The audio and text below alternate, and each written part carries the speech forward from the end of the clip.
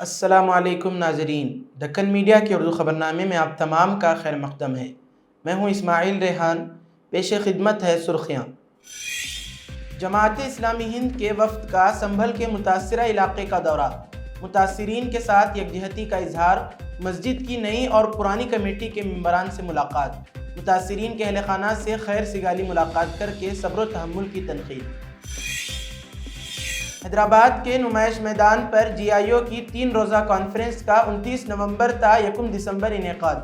نوجوان نسل میں مغربی تہذیب کے بڑھتے رجحانات کا سدباب، کانفرنس کا اہم مقصد۔ طالبات خواتین سے شرکت اور استفادے کی اپیل۔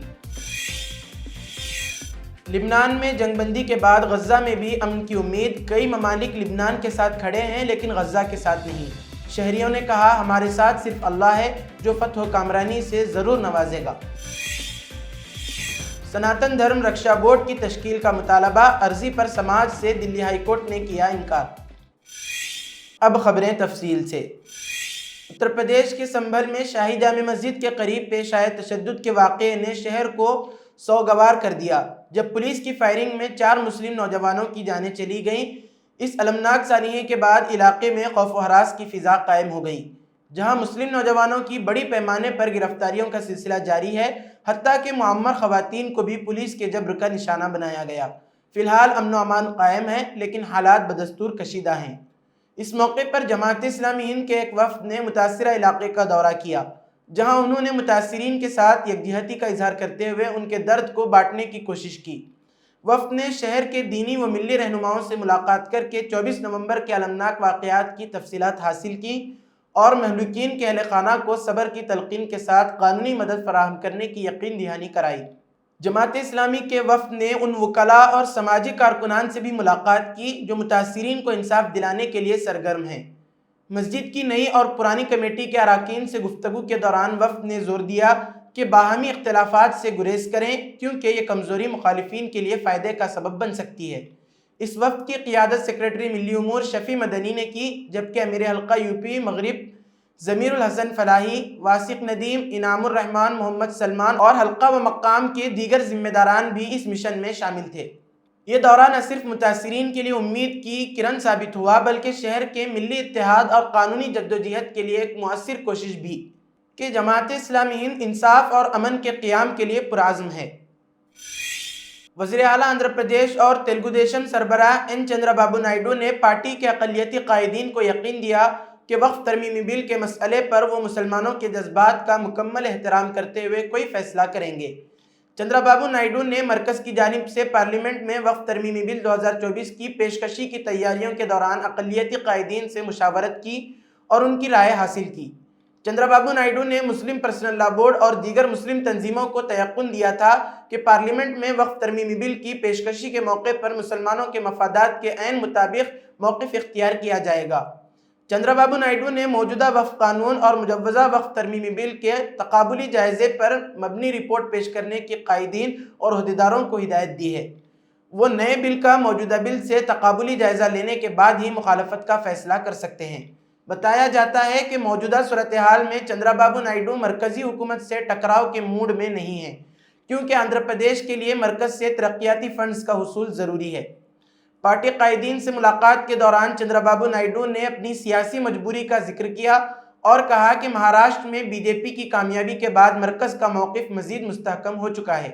انہوں نے کہا کہ وقف ترمیمی بل کی مکمل طور پر مخالفت کے بجائے وہ ان ترمیمات کی مخالفت کریں گے جن سے راست طور پر اوقافی جائیدادیں متاثر ہو سکتی ہیں۔ انہوں نے اقلیتی قائدین سے کہا کہ وہ ایسی ترمیمات کی نشاندہی کریں جن کے ذریعے اوقافی جائیدادوں کے موقف کو تبدیل کیے جانے کا اندیشہ ہے۔ آندھرا پردیش میں بی جے پی اور جنا سینا کے ساتھ مخلوط حکومت کی چندرا بابو نائیڈو قیادت کر رہے ہیں۔ ریاست کی معاشی صورتحال اور قرض کے زائد بوجھ کے نتیجے میں چندرا بابو نائیڈو کا فنڈز کے بارے میں زیادہ تر انحصار مرکز پر ہے۔ ذرائع کے مطابق چندرا بابو نائیڈو نے پارلیمنٹ میں مرکز کی جانب سے وقف ترمیمی بل کی پیشکشی کے امکانات پر پارٹی کے لوک سبھا ارکان سے بات چیت کی ہے۔ وہ اندرون 2 یوم تیلگو دیشم کے اقلیتی قائدین سے ملاقات کریں گے اور انہیں وقف ترمیمی بل پر پارٹی کے موقف سے واقف کرائیں گے۔ جماعت اسلامی ہند کے شعبہ طالبات گرلز اسلامک آرگنائزیشن یعنی GIO کی جانب سے 29 نومبر تا 1 دسمبر 2024 نمائش میدان حیدرآباد میں 3 روزہ تربیتی و تعلیمی فیسٹ کا انعقاد کیا جا رہا ہے۔ اس منفرد پروگرام کا مقصد نوجوان نسل میں مغربی تہذیب کے بڑھتے رجحانات کی روک تھام، آخرت کی فکر کو پروان چڑھانا اور ان کی صلاحیتوں کو مثبت اسلامی مقاصد کے لیے بروئے کار لانا ہے۔ اس فیسٹ کا عنوان "وہ صبح ہم ہی سے آئے گی اور یہ صبح ہم ہی لائیں گے" رکھا گیا ہے، جبکہ اسے مشعل کا نام دیا گیا ہے۔ میڈیا نمائندوں سے خطاب کرتے ہوئے آرگنائزیشن کی ذمہ داران نے بتایا کہ اس پروگرام میں تعلیم، اخلاقیات، کردار سازی اور سماجی ذمہ داریوں جیسے اہم موضوعات زیر بحث آئیں گے۔ 29 اور 30 نومبر کو صبح 10 بجے سے شام 8 بجے تک ٹیلنٹ ٹریجر کے تحت مختلف مقابلے ہوں گے، جن میں قرات، بیت بازی، ترانے اور دیگر ادبی، تہذیبی، سماجی و اسلامی سرگرمیاں شامل ہیں۔ اس دوران ٹیلنٹو 24 کے انعامات بھی تقسیم کیے جائیں گے۔ 1 دسمبر بروز اتوار کو صبح 10 بجے سے شام 5 بجے تک ایک عظیم الشان سبق آموز عوامی کانفرنس منعقد ہوگی، جس میں خواتین کی کثیر تعداد کی شرکت متوقع ہے۔ پریس کانفرنس سے خطاب کرتے ہوئے محترمہ خدیجہ مہوین، سیکریٹری حلقہ خواتین تلنگانہ، محترمہ اسماء زرزری، سیکریٹری شہر حیدرآباد، محترمہ Nasreen نوحہ Ghulam, camp secretary GIO، عظمیٰ بیگم، زونل ایڈوائزری کونسل ممبر، اور اصفیہ انم، سٹی پریزیڈنٹ GIO حیدرآباد نے تمام خواتین اور لڑکیوں سے اس اہم پروگرام میں شرکت کی اپیل کی۔ یہ فیسٹ نوجوان خواتین کو اسلامی تعلیمات کے ذریعے شعور و آگاہی فراہم کرنے اور ان کی صلاحیتوں کو مثبت رخ دینے کا بہترین موقع فراہم کرے گا۔ وقف ترمیمی بل پر جاری تنازعے کے درمیان ہندو شدت پسندوں کے ایک گروپ نے سناتن بورڈ کی آواز بلند کی تھی اور متعدد پلیٹ فارموں سے اس کا مطالبہ کیا گیا تھا۔ اب ایک قدم اور آگے بڑھاتے ہوئے سناتن دھرم رکشا بورڈ کی تشکیل کا مطالبہ کرتے ہوئے دلی ہائی کورٹ میں ایک عرضی بھی دائر کی گئی تھی، مگر ہائی کورٹ سے جھٹکا لگا ہے۔ اس عرضی میں سناتن مذہب اور ثقافت کی حفاظت کے لیے سناتن دھرم رکشا بورڈ کی تشکیل سے متعلق ہدایت دینے کا مطالبہ کیا تھا۔ ہائی کورٹ نے اس عرضی کو قابل سماعت نہیں سمجھا اور سماعت سے انکار کر دیا۔ رپورٹ کے مطابق جسٹس تشار راؤ گیڈیلا کی بینچ نے اس معاملے میں عرضی گزار سے کہا کہ انہیں اس معاملے میں حکومت کے پاس جانا ہوگا۔ انہوں نے مزید کہا کہ ہم ایسا نہیں کر سکتے ہیں، اس ایشو کو پارلیمنٹ میں اراکین پارلیمنٹ اٹھا سکتے ہیں، ہم اس میں کچھ نہیں کر سکتے، ہم یہ نہیں کہہ سکتے کہ ٹرسٹ بناؤ۔ قابل ذکر ہے کہ دھریندر شاستری نے اپنے بیان میں سناتن بورڈ کی ضرورت پر زور دیا تھا۔ انہوں نے وقف بورڈ کا حوالہ دیتے ہوئے کہا کہ جو 100 ایکڑ کے مالک تھے وہ ہزاروں کروڑ روپے کی زمینوں کے مالک ہو گئے۔ وہ تو پارلیمنٹ کو بھی اپنا بتاتے ہیں۔ اس ملک میں یا تو ان کی پالیسی ختم ہو یا پھر ہم لوگوں کو بھی ان کی طرح الگ اصول دیجیے۔ اس لیے سناتن بورڈ کی ضرورت ہے۔ گزشتہ دنوں دلی میں سناتن بورڈ کے مطالبے پر سناتن دھرم سنسد کا انعقاد ہوا تھا۔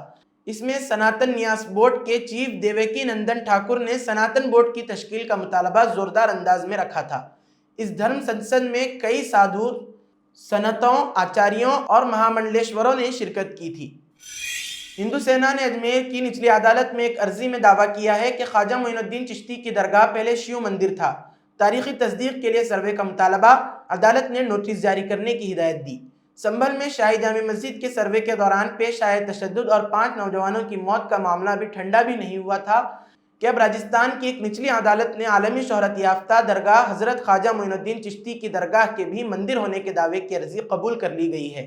سول کورٹ یعنی مغربی کے جج موہن چندیل نے یہ دعویٰ کرنے والی درخواست کو قبول کی ہے، یعنی عدالت نے اس کیس کو قابل سماعت سمجھا ہے۔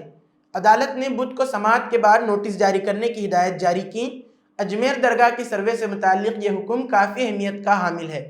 عدالتی حکم کے مطابق اجمیر درگاہ کمیٹی، محکمہ اقلیتی بہبود اور ASI کو نوٹس جاری کیے جائیں گے۔ رپورٹ کے مطابق ہندو سینا کی طرف سے دائر درخواست کو نچلی عدالت نے قبول کر لیا ہے۔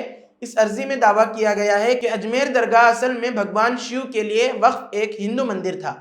ہندو سینا کے صدر وشنو گپتا کی طرف سے دائر درخواست میں اس مقام پر ہندو عبادت کی اجازت مانگی گئی ہے اور تاریخی دعووں کی تحقیقات کے لیے آثار قدیمہ کے سروے کی درخواست کی گئی ہے۔ ہندو فریق نے اپنے دعووں کی تائید کے لیے ثبوت پیش کیے ہیں، جس میں 1911 میں ایک اجمیر کے رہائشی ہر ولاس شاردا کی لکھی گئی کتاب بھی شامل ہے۔ کتاب میں الزام لگایا گیا ہے کہ درگاہ کبھی ایک مندر تھا اور وہاں مندر کے باقیات تھے۔ تہ خانے میں مقبرہ اور مندر کی باقیات 75 فٹ لمبے دروازے کی شکل میں جو درگاہ کے احاطے میں نظر آتی ہیں۔ کیس کے بارے میں بات کرتے ہوئے وشنو گپتا نے کہا، ہمارے پاس جو تاریخی شواہد ہیں بشمول کتاب اور مندر کے ملبے کے نتائج ہمارے اس دعوے کی تائید کرتے ہیں کہ یہ زمین کبھی ہندو مندر تھی۔ ہمیں امید ہے کہ عدالت اس کی تصدیق کے لیے ایک سروے کی اجازت دے گی۔ ہندو سینا کے قومی صدر وشنو گپتا نے درخواست میں کہا ہے کہ جس زمین پر درگاہ کھڑی تھی اس میں بھگوان شیو کے لیے وقف مندر تھا، جسے سنکٹ موچن مہادیو مندر کہا جاتا ہے۔ ان کا استدلال ہے کہ درگاہ کمیٹی کا اس جگہ پر قبضہ غیر قانونی ہے اور وہ اسے ہٹانے کا مطالبہ کرتا ہے۔ گپتا نے یہ بھی درخواست کی ہے کہ ہندو عقیدت مندوں کو اس مقام پر پوجا کرنے کی اجازت دی جائے۔ واضح رہے کہ اس سے قبل مہارانا پرتاپ سنہا نے یہ مسئلہ سال 2022 میں بھی اٹھایا تھا، جب ریاست کے وزیر اعلیٰ اشوک گہلوت تھے۔ اس وقت اشوک گہلوت کی جانب سے مطالبہ کیا گیا تھا کہ اجمیر درگاہ کی مکمل جانچ کی جائے۔ ایسی دلیلیں دی گئیں کہ درگاہ کی کھڑکی پر سواستیکا کے نشانات پائے گئے۔ ان دعووں کی کبھی تصدیق نہیں ہو سکی، اس لیے اس وقت کی کانگریس حکومت نے کوئی کارروائی نہیں کی۔ لیکن اب یہ معاملہ عدالت میں پہنچ گیا ہے اور تمام فریقین کو اپنے دلائل پیش کرنے کو کہا گیا ہے۔ وقف ترمیمی بل کو لے کر پارلیمنٹ میں گزشتہ 3 دنوں سے ہنگامہ جاری ہے۔ اب خیال کیا جا رہا ہے کہ یہ بل اگلے سال بجٹ اجلاس میں پیش کیا جا سکتا ہے۔ اس دوران مرکزی اقلیتی امور کے وزیر کرن رجیجو نے پارلیمنٹ کو بتایا کہ ملک بھر میں وقف بورڈ کی 58,000 سے زیادہ جائیدادیں اس وقت تجاوزات کی زد میں ہیں۔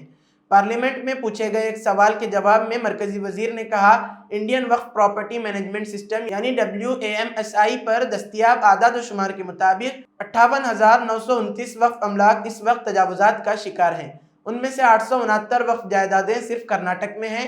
کرن رجیجو نے پارلیمنٹ میں کہا، ریاستی وقف بورڈ کے چیف ایگزیکٹو آفیسر CEO کو وقف املاک پر غیر قانونی قبضوں اور تجاوزات کے خلاف قانونی کارروائی کرنے کا حق ہے۔ قواعد کے مطابق وقف املاک کو فروخت نہیں کیا جا سکتا، یہ کسی کو تحفے میں نہیں دیا جا سکتا، وقف املاک کو بھی منتقل نہیں کیا جا سکتا۔ BJP کے رکن پارلیمنٹ نشیکانت دوبے نے خود JPC کی میعاد بڑھانے کی تجویز پیش کی ہے۔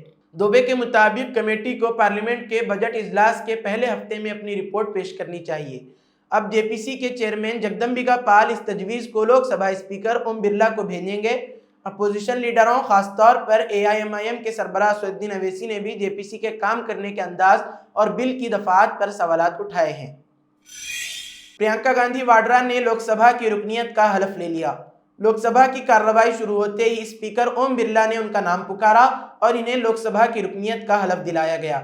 قبل ازیں پرینکا گاندھی اپنی والدہ اور کانگریس پارلیمانی پارٹی کی لیڈر سونیا گاندھی اور راہل گاندھی کے ساتھ پارلیمنٹ ہاؤس کمپلیکس پہنچی۔ بعد میں وہ راہل گاندھی کے ساتھ لوک سبھا گئیں، جہاں انہیں ایوان کی رکنیت کا حلف دلایا گیا۔ کانگریس کی جنرل سیکریٹری پرینکا گاندھی نے لوک سبھا کی رکنیت کا حلف لینے کے بعد کانگریس کے صدر ملکارجن کھڑگے سے ملاقات کی اور ان سے رہنمائی اور آشیرواد حاصل کیا۔ اس موقع پر راہل گاندھی کافی خوش نظر آئے اور انہوں نے اپنے موبائل پر اپنی بہن پرینکا گاندھی کی تصاویر بھی لیں۔ یونائیٹڈ مسلم فورم نے اتر پردیش کے سنبھل میں شہر کی جامع مسجد کے سروے کے ذریعے 5 مسلم نوجوانوں کے قتل واقعے کی سخت مذمت کی ہے۔ فورم نے اپنے مشترکہ بیان میں کہا کہ ملک میں عبادت گاہوں کے جوں کے توں رکھنے سے متعلق قانون کے باوجود فرقہ پرست عناصر ایک بدھ دیگر تاریخی اور قدیم تہذیبی ورثے کی حامل مسجد کو نشانہ بنا رہے ہیں۔ ایودھیا میں بابری مسجد کو اس قانون سے استثناء حاصل تھا۔ اس مقدمے کے فیصلے میں سپریم کورٹ نے واضح کیا کہ یہاں کوئی مندر نہیں تھا، تاہم عقیدہ یعنی آستھا کی بنیاد پر یہ اراضی مندر کے لیے دی جاتی ہے۔ اس کے بدلے مسجد کے لیے ایک اراضی دوسرے مقام پر الاٹ کرنے کی حکومت کو ہدایت دی۔ اسلام میں مسجد وہی بنائی جاتی ہے جو اراضی کسی تنازعے سے پاک ہو۔ کسی مندر کو توڑ کر مسجد بنانا غلط ہے، لیکن ہندوتوا کی طاقتیں سیاسی عقاؤں کی سرپرستی میں یہ غلط تاثر پیدا کر رہے ہیں کہ فلاں مندر تھا، اس کو ڈھا کر مسجد بنائی گئی۔ اسلام میں مسجد وہی بنائی جاتی ہے جو اراضی کسی تنازعے سے پاک ہو۔ کسی مندر کو توڑ کر مسجد بنانا غلط ہے، لیکن ہندوتوا کی طاقتیں سیاسی عقاؤں کی سرپرستی میں یہ غلط تاثر پیدا کر رہے ہیں کہ فلاں مندر تھا، اس کو ڈھا کر مسجد بنائی گئی۔ کسی مسجد میں پانی کے کھلے حوض کے فوارے کو کسی دھرم کی شناخت قرار دے کر تنازعہ پیدا کرتے آ رہے ہیں۔ تحت کی عدالتیں ہندوتوا عناصر اور ان کے سیاسی آقاؤں کے دعووں کی تکمیل میں برق رفتاری سے ایجنڈے کی تکمیل کر رہی ہیں۔ سنبھل کی جامع مسجد میں عدالتی طریقہ کار کو بالائے طاق رکھ کر سروے کروایا گیا اور سروے ٹیم کے ساتھ شرپسند عناصر جو اشتعال انگیز نعرے لگا رہے تھے، اور اس کے بعد منصوبہ بند طریقے پر مسلمانوں کے خلاف پولیس نے طاقت کا استعمال کیا اور 5 نوجوانوں کا قتل کر دیا۔ پولیس نے اس علاقے کے تمام افراد تقریباً 2500 مسلمانوں کے خلاف FIR درج کیے گئے۔ یونائٹڈ مسلم فورم نے چیف جسٹس آف انڈیا سے اپیل کی کہ وہ اس واقعے کا نوٹ لیتے ہوئے از خود کارروائی کریں اور ایک برسر خدمت جج کے ذریعے اس کی تحقیقات کروائیں۔ فورم کے ذمہ داروں نے سنبھل واقعے کے شہداء کے ورثاء کو حکومت کی جانب سے ایکس گریشیا فراہم کرنے اور خاطی پولیس عہدیداروں کے خلاف قتل کا مقدمہ درج کرنے کا مطالبہ کیا۔ فورم نے سنبھل واقعے کے شہداء کے لیے دعائے مغفرت کی اور ان کے پسماندگان کو پرسہ دیا۔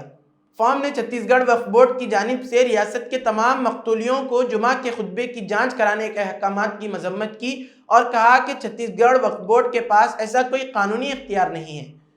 فرقہ پرست عناصر کے اعلی کار مساجد پر کنٹرول کرنے کا ناپاک ارادہ رکھتے ہیں، انہیں اس طرح کی حرکتوں سے باز آ جانا چاہیے۔ یونائٹڈ مسلم فورم کے ذمہ داران نے ملک کے مسلمانوں سے اپیل کی کہ وہ کلمے کی بنیاد پر سیسا پلائی ہوئی دیوار بن جائیں، فرقہ پرستوں کی ناپاک سازشوں کا شکار نہ ہوں۔ کانگریس نے مہنگائی اور بے روزگاری جیسے اہم مسائل پر مودی حکومت کو شدید تنقید کا نشانہ بنایا۔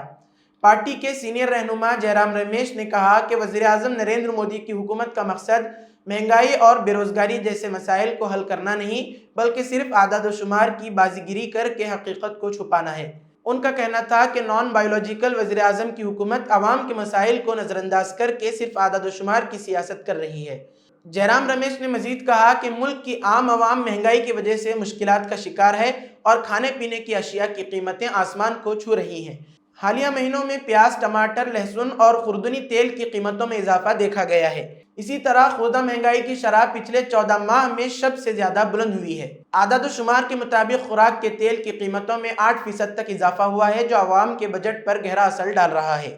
جے رام رمیش نے کہا کہ حکومت صرف قیمتوں کو کم دکھانے کے لیے اعداد و شمار کے ساتھ چالاکی کر رہی ہے، جیسے کہ صارفین کے قیمتوں کے اشاریہ یعنی CPI میں کھانے پینے کی اشیاء کی وزن کو کم کیا جا رہا ہے تاکہ مہنگائی کم دکھائی دے سکے۔ انہوں نے کہا کہ حقیقت میں قیمتوں میں اضافے کا بوجھ عوام پر مسلسل بڑھ رہا ہے۔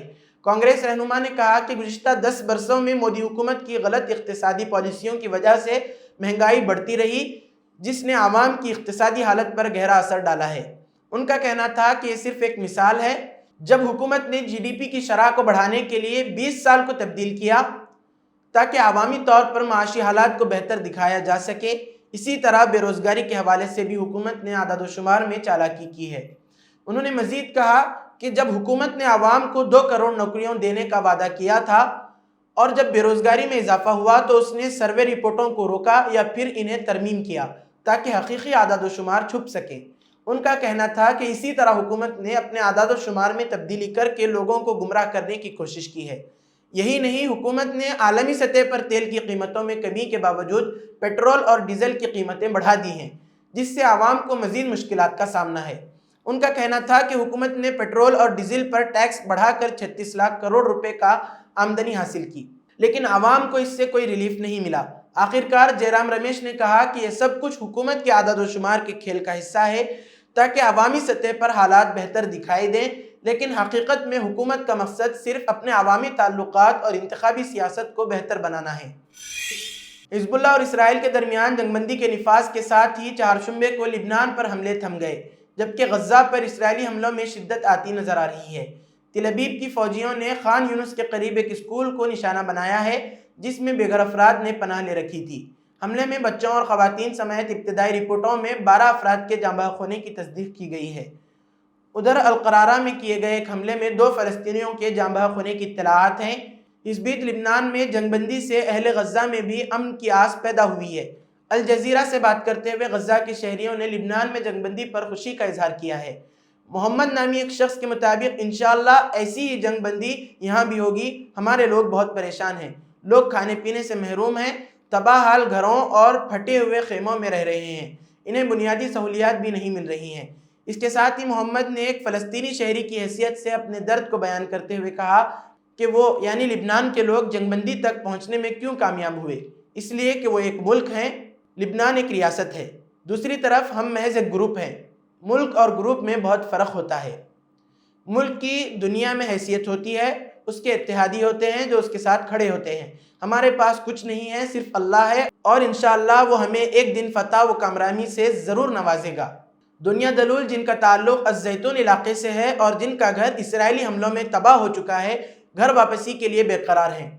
ان کے مطابق امید ہے کہ ایک دن ہم بھی بحفاظت اپنے گھر لوٹیں گے۔ جنگ شروع ہوئے تقریباً 1.5 سال ہو رہے ہیں۔ میں نے اپنے والد اور اپنے خاندان کے دیگر لوگوں کو نہیں دیکھا ہے۔ میری والدہ کا انتقال ہو گیا اور میں ان کو الوداع بھی نہیں کہہ سکا۔ میرے بھانجے اور بھتیجے شہید ہو گئے ہیں۔ اس بیچ اخلاص نے عالمی برادری سے شکایت کرتے ہوئے کہا کہ ہم اس یعنی حزب اللہ کی جنگ بندی سے خوش نہیں ہیں۔ ہم بھی جنگ بندی چاہتے ہیں، ہم بھی امن کے متمنی ہیں۔ ہم نے دیکھا کہ کیسے بہت سارے ممالک لبنان کے ساتھ کھڑے ہوئے مگر وہ غزہ کے ساتھ نہیں کھڑے ہوئے۔ جنگ بندی کا مطالبہ کرتے ہوئے کہا کہ یہ رکنا چاہیے، ہم اور برداشت نہیں کر سکتے۔ اسی کے ساتھ آج کی خبروں کا اختتام ہوتا ہے۔ کل پھر ہوگی ملاقات نئی خبروں کے ساتھ۔ دیجیے اجازت، اللہ حافظ۔